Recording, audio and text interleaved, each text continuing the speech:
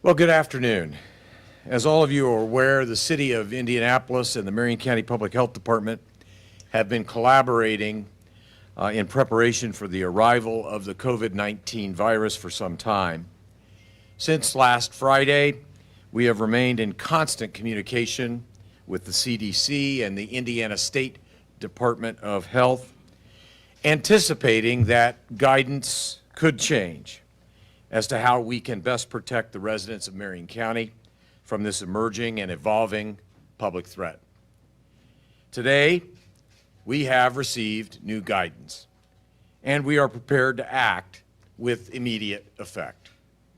In keeping with today's announcement by the Indiana State Department of Health, I have directed the Marion County Public Health Department to begin implementing local restrictions on all non-essential gatherings of more than 250 individuals in Indianapolis. This restriction will be in effect for 30 days, although we will continue monitoring the situation daily. In addition, I have directed the Marion County Public Health Department to work with all 13 school systems within our county, as well as mayoral-sponsored public charter schools, to close our public schools beginning next Monday, March 16th. This closure, coupled with previously planned spring break periods, will allow all of our school systems to remain closed through April 5th. As so many of you know and appreciate, the closure of a school does not simply mean lost class time. For many of our students, it has the potential to mean lost meals. That's why, working with Dr. Alicia Johnson and all of our other superintendents, I am pledging the full support of the city-county government toward ensuring that meals continue to be available throughout this school closure period. These efforts will be deemed essential government functions, and we pledge to continue serving our students and their families throughout this period of time. In addition, after conversations with the Marion County courts, I have directed the Indianapolis Metropolitan Police Department to issue summonses in lieu of outright arrests for nonviolent misdemeanors, subject to officer discretion that they believe an arrest is the only appropriate avenue to protect the public's safety. This, coupled with changes ordered by the courts themselves today, should ensure that we are reserving our courts and our jails for those who need to be in them. For the city-county government itself, over the next 24 hours, we will begin implementing operational changes designed to protect our employees and the public while maintaining basic services. Additional guidance will be issued tomorrow, but those changes will include a ban on non-essential travel by city employees. Employees who can work from home are encouraged to do so beginning Monday. We will be encouraging all residents to take advantage of online government services whenever possible. And we will be putting additional resources in place to ensure these online assets can handle the additional capacity. Our public safety agencies have begun implementing operational changes designed to protect our first responders and the community as a whole. Effective immediately, our Parks Department has suspended all programming for older adults, and we are evaluating whether additional programming may need to be suspended. And working with the City County Council, we are also developing new tools for online engagement to ensure public access and public comments are still at the core of upcoming council, board, and commission meetings in light of the restrictions on large gatherings. I want to be clear that these restrictions will have serious impacts on commerce, social events, and functions planned long in advance or held every year. To those who argue these policies will be disruptive, my answer is simple. They better be. This virus and the threat it poses to our city, our state, and our country is massive. Left unchecked, it has the potential to wreak untold damage on our families and the very social safety net that protects our most vulnerable residents. As neighbors, as family members, as citizens, and as patriots, we must treat these changes not as inconveniences to bemoan, but challenges to be met. For employers, that means stepping up with common sense policies to protect your employees and their families. For the philanthropic and civic pillars of our community, it means stepping up with aid for those who will no doubt experience hardship as a result of these efforts. For our medical community and our first responders, it means exhibiting selflessness and dedication in the face of uncertainty. For each and every one of us, it means checking on our elderly neighbors, monitoring guidance from public health authorities, and above all else, embracing best practices to slow the spread of the virus. I have faith in Indianapolis. I have seen us rise up time and time again and do difficult things as one city. These things won't be easy, and there are unfortunately more difficult days ahead. But I am confident that we are up to the challenge, and we are dedicated to do all that we can to make these efforts as successful as they can be. Now, for additional information, I'm pleased to introduce and turn it over to Dr. Virginia Kane from the Marion County Public Health Department. Dr. Kane. Thank you, Mayor.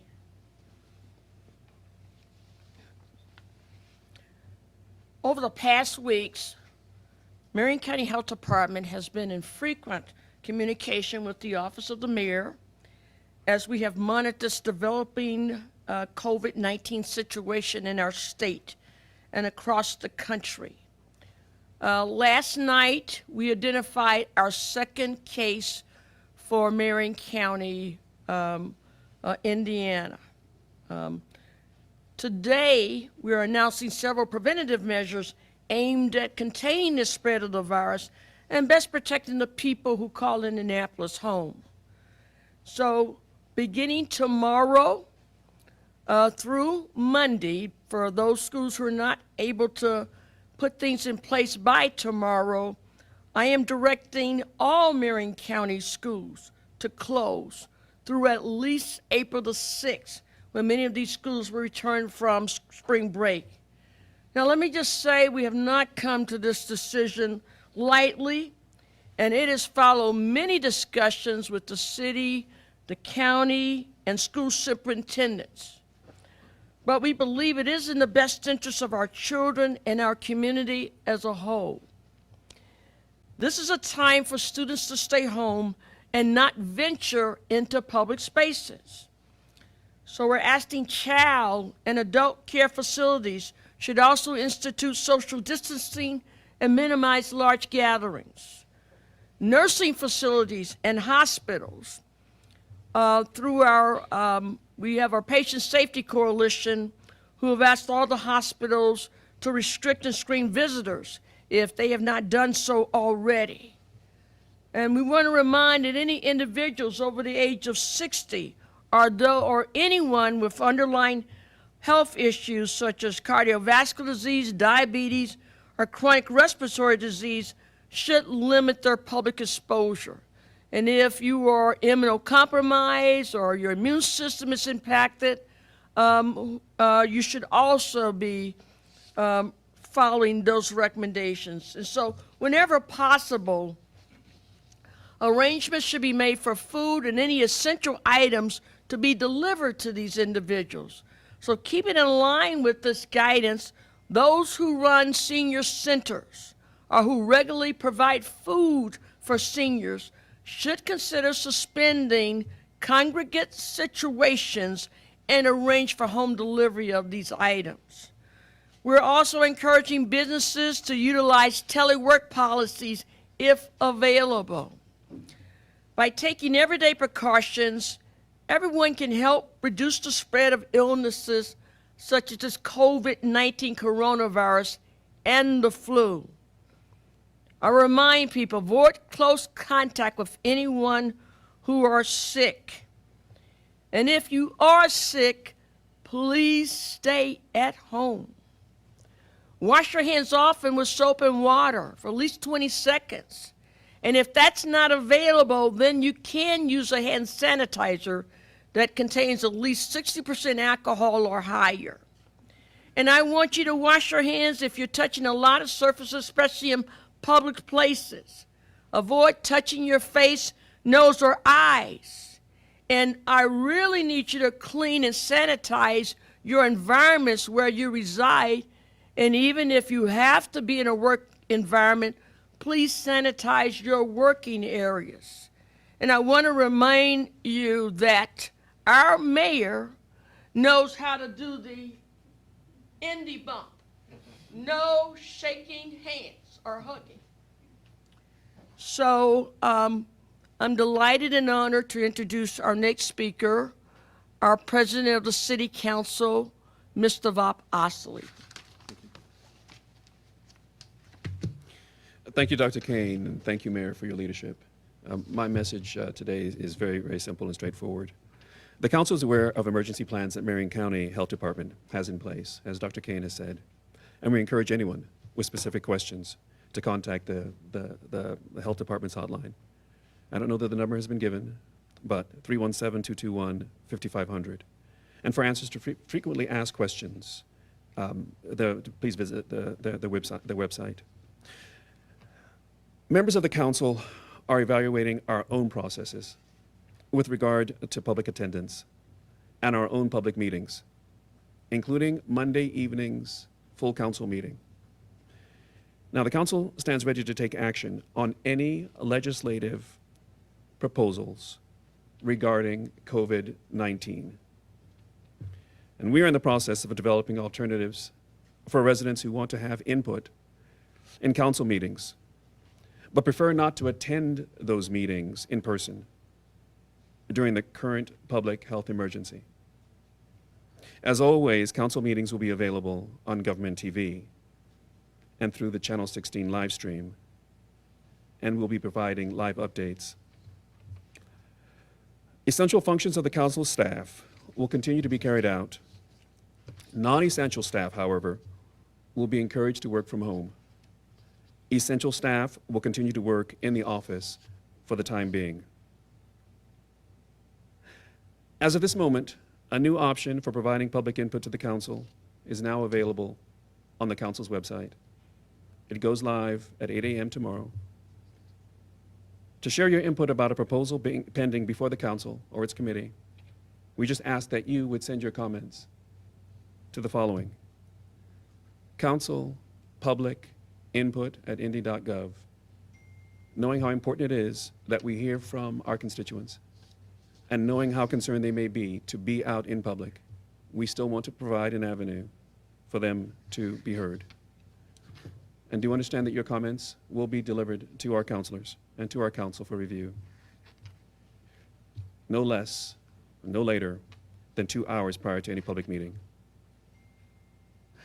Again, I want to say thank you to our mayor,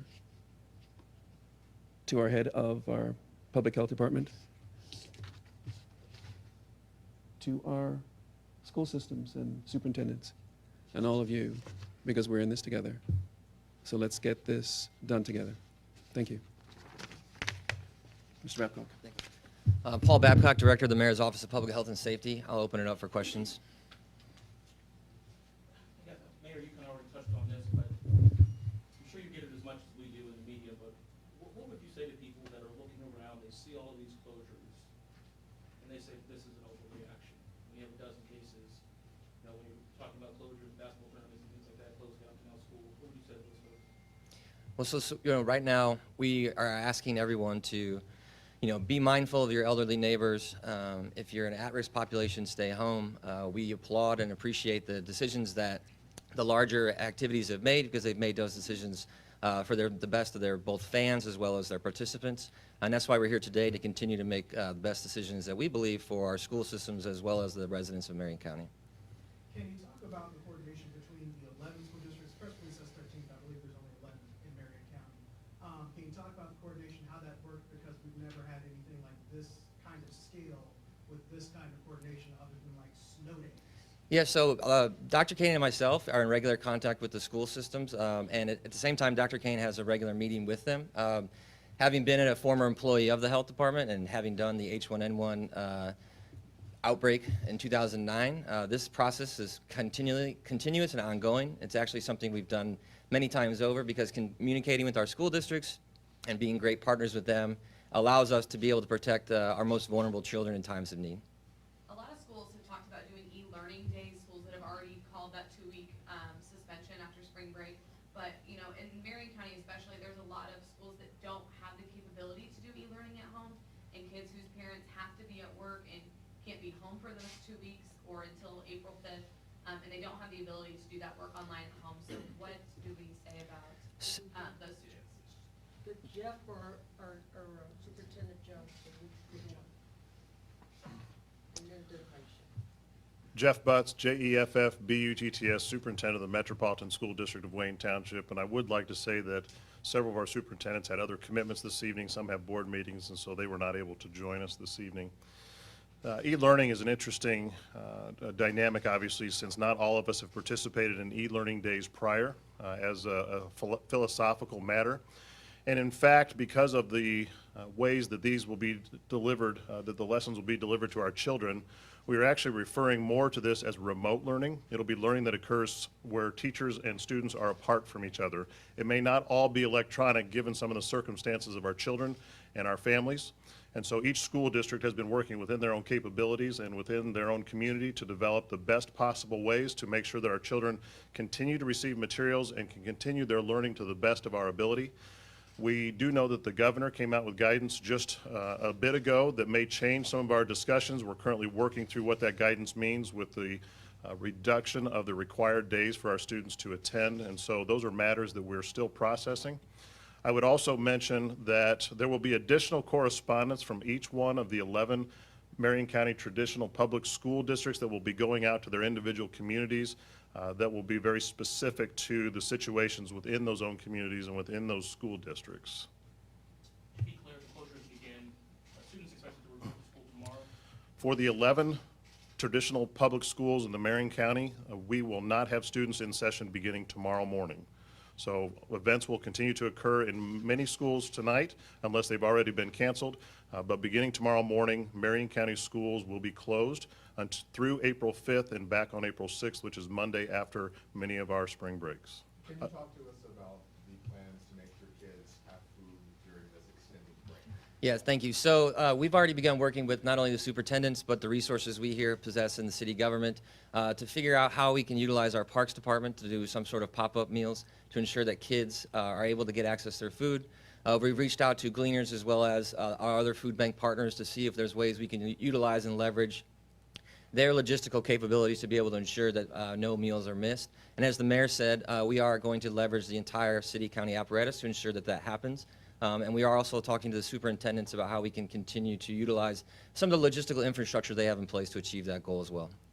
A lot of churches and synagogues have a lot more than 250 people. Do you consider that a non-essential gathering, or is that an essential gathering? You know, we're still working through exactly, specifically when it comes to churches. I know that we have had churches reach out to us and, say that they're going to either do a video service or they're going to cancel and close. And so our job is to support those decisions and really work with them to ensure that whatever practices they determine, that they are not only following public health guidelines, but they are also allowing their parishioners to exercise their religious freedoms.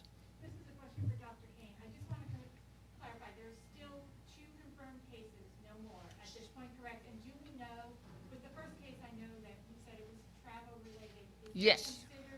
Is there also a known exposure for the second case, or is this a case that has popped up without a known exposure that's causing greater concern? So this is we only have 2 cases, and I just found out about the second case this evening, so we're still in the investigative part related to that. And so I won't be able to give you that example. Yeah. I'm sorry, last evening, sorry. No, last evening, so sorry, last evening, so, because this evening hasn't happened. So, but is part of this concern the fact that you don't know how the second case, that you can't? We think we have an idea, but I can't tell you definitively in relation to that, because we just got the report actually 8 o'clock, I think 8 o'clock or 9 o'clock last night, so we want to try to finish our complete investigation related to that, but I can tell you it is an adult. It is not a child identified or anyone going to those schools, and hopefully we'll have some more information related to that as soon as we complete our investigation. A lot of people wonder, you were canceling these large events for 30 days.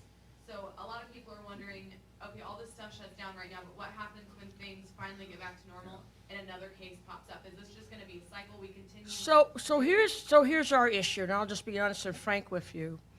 Right now, we're limited because of the amount of tests that are available to make the diagnosis.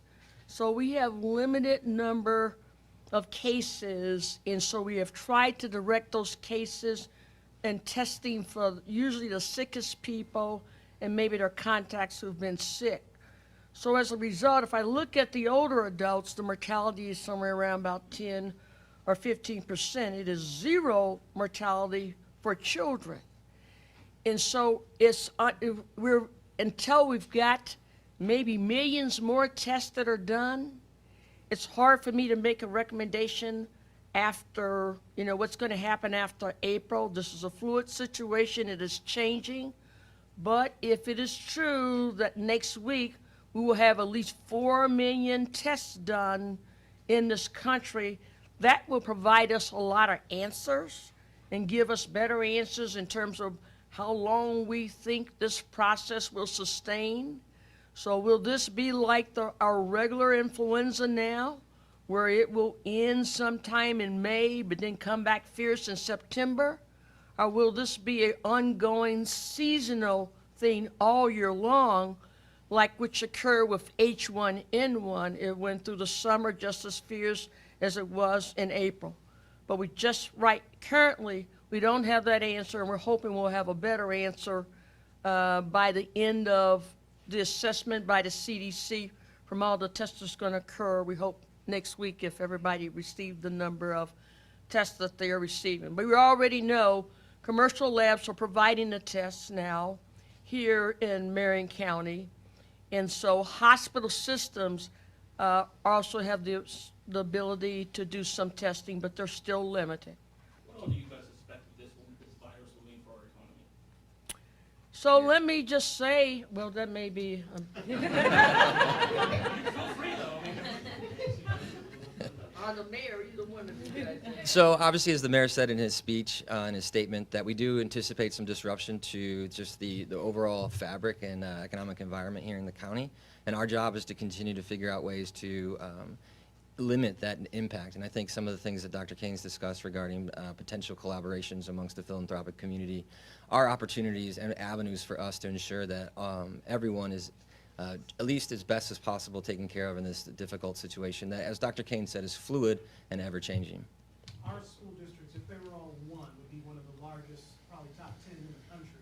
So would this be the largest school closure so far due to this coronavirus? Haven't heard anything like this. Well, so I think the best way to say that is I think the state of Ohio, the governor, to close the entire state school system. So I think that's probably the largest one in regards to how schools are handling the situation. Do you know a fair number of how many students are impacted here? You know what? We could get you that information. Just can't tell you off the top of my head. Speaking of Ohio, yesterday, public health officials said there, the virus could infect up to 1% of the population, which would be 100,000 people.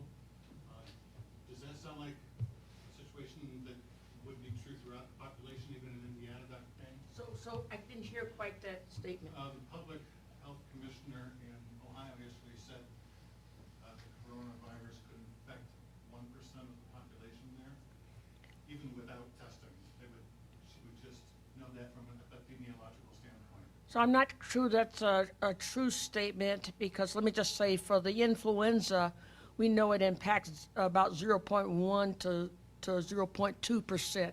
So that might not quite be accurate, and it's kind of hard to say because we don't know. A lot of viruses depend on how contagious they are.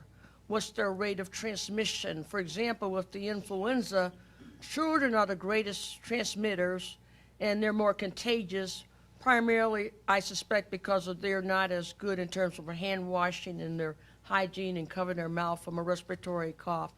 So I think it's very difficult to make that prediction based on, so far, what we know now, to be honest. There seems to be so many things that are unknown. You mentioned some of the, the positive details that most cases are mild. Children don't seem to be as affected. I go back to the initial question: is this an overreaction to something that we don't know? So let me just say, we know that the mortality for seniors currently right now is 10 to 15%. But I also want to quantify that or qualify that. And that is, right now we've been predominantly doing the test on the people who are the sickest. So that may be a very abnormally high number because I'm primarily doing most of my tests on the folks who are really sick. If this has been widespread and so you have a lot of people who have mild illnesses and whatever, that overall mortality might drop to even 1%. So yes, for some settings, I think you have to weigh everything. Mm-hmm. We had to weigh, what kind of hardship is this? If I send a kid home and may have a single parent and they have to work for 2 weeks, and how do they survive for 2 weeks with that economic loss? So we've tried to weigh all of those factors. And we didn't make this decision lightly, and our superintendents are fantastic. Trust me, we've been meeting at least almost 3 times a week and on the phones and everything. So that's an answer for us that's very difficult for us to say right now. But I think if I'm on the side of caution and I'm worried about children, I will always err on the side of caution than to find out a month from now this is way more worse than we suspected. As we're seeing more numbers come in and we'll have more information. As long as I can address those other social determinant issues, I think we have to, based on the information we have to date, give it our best recommendations. And let me say, I've consulted a lot of other infectious disease specialists. I've consulted a lot of other people from other states, so we're not taking this lightly. But I'm praying that this is not going to be as bad as we thought, and so we can lighten some of our restrictions. Can you run me through IMPD's impact one more time in terms of your change? I know you said some of that is still kind of in discussion and maybe Yeah, so it's still in discussion, and we're working with IMPD to figure out exactly how that is. Right now, as the mayor said, we're looking and requesting summonses for nonviolent offenders and leaving it to officer discretion exactly what that means. And that's just really designed to not only protect our officers, but to keep, more of a social distancing impact upon individuals within our community. Can you explain how that would work in an example? I think probably offline, the police can give you a better description than myself. Can you clarify the difference between the Friday versus Monday on school closures? So yes, I can. So we've been in constant communications with all of our superintendents for our townships. But we have a number of parochial schools that are just hearing this announcement now as we're doing the press conference. So they may not, from a logistical standpoint, be as prepared as our township schools are. So it may take them until Monday in order to get the communications that they need or this weekend to their parents. This applies to all traditional public charter, and private schools in the county? I am recommending it for private schools as well, too. What about this disease worries you the most? My concern is that if we're not effective in our mitigation efforts, that I have to be concerned, do we have a sufficient number of protective equipment in terms for all of our healthcare providers in our system? Right now, we're prepared, but if we should get an enormously amount of large people impacting or overwhelming our healthcare system, will I have enough supplies to address it in a timely fashion? And then, I mean, there are other issues that you have to think about. So let's just say you have to, will this impact our healthcare professionals' fatigue? Will I have enough outside healthcare professionals to help, if the cases get higher and we can't meet the demand? And you have to remember, we've got a flu season going on, and do you know that the flu is impacting our emergency rooms, some of our hospitalizations, and so we only have so many negative pressure rooms, and so we have to start thinking about elective surgeries. I may have to stop elective surgeries in order to handle the people who are the sickest, and so we have a patient safety coalition, and we primarily have a coalition called MESH Coalition. That is our emergency preparedness coalition, which all of our hospital systems are involved with there. And we coordinate and talk about if a hospital system has a shortage, how do we help that hospital system? Because we're like a big family. And so someone may have a greater supply that we're talking about how we would lend them if we need to do that. But we do have a national stockpile of protective masks, protective gowns and whatever. I don't know just exactly how much is in there, but we would definitely have to call our State Health Commissioner, Christina Box, and the governor to say we'll need some of those resources if we run out. Can any school district talk about what tomorrow looks like as far as meals? I know it's not all planned out, but folks can want to eat tomorrow.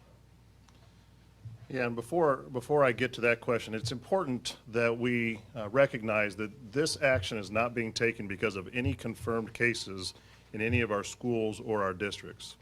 We've taken this action out of an abundance of caution to participate in the social distancing that we know has proven to be effective in other places where this virus is more prevalent at the current time. We all have employees who are in some of these high-risk areas. We all have individuals that we know of personally who are exhibiting flu-like symptoms that have not been able to be tested because they are not in that critical category. And so if this social distancing, which happens to fall at an excellent time with our spring breaks, does slow down the spread, does allow our health departments and CDC and others to work towards a cure, work towards a vaccine or a method of treating this better, then we have contributed to slowing this down, if not beginning to work towards preventing it. In all of our Marion County school districts, we are mobilizing our teams tomorrow. We will not be providing services tomorrow to our students with food and other items, but we will be communicating on a local level. The procedures that will begin Monday for all of our children and for our staffs. Again, we have multiple levels here because we have certified staff and we have classified staff. When the question about the economic impact, we know that our employees also have economic needs, and so we'll be working to address those and working with the governor's guidance that just came out so that we can also work within our own employee groups as well as with our students to not only deal with the learning that's going on, but also with some of those other essential needs like food. We also have students who require assistance because of an individualized educational plan. We have students who have mental health needs. We have students with a variety of issues that we're working on to make sure that we're addressing those during this first week of shutdown, and then we'll readdress that at the end of spring break to determine, does this need to continue beyond April 5th because of the situation that is occurring, or can we bring people back into our buildings and have a more traditional setting starting with April 6th? Are you also recommending that businesses like gyms and libraries close? And that'll be the last question. So no, what we are recommending and stating is that large, non-essential gatherings of 200 plus people should not occur. And so businesses obviously stay open, people frequent them. They do provide essential services to the community. So thank you.